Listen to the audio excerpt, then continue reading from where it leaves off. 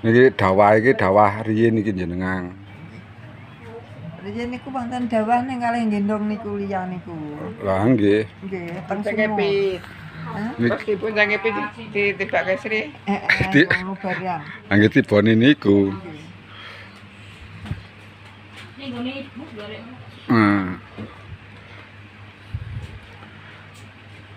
Larane nggih pol nggih. Nggih, Dik lah. Sing gothok ngeten mawon kena. Niki darah ngendi godhong apa pernah dadine ten niki? godhong. Godhong. Kalau dadi niku sewetan Oh. Lah ning ndi to? Lah ngerti kuwi darah godhong. Nggih godhong. Iki lho niki lho sing nggo ngeten lara.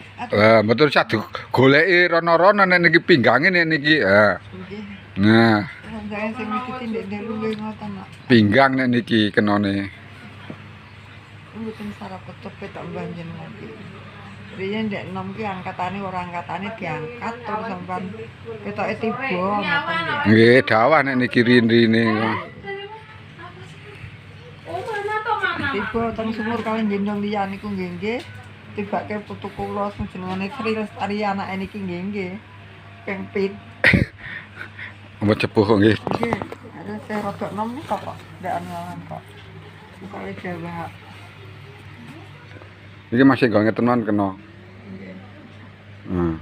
Nah. Sakit tok, Mas. Lah nggih, pripun nek mboten sakit. Enak kula sementon ya ora sampai jikan-jikan padi. Lah nggih. Nah. Ada dinten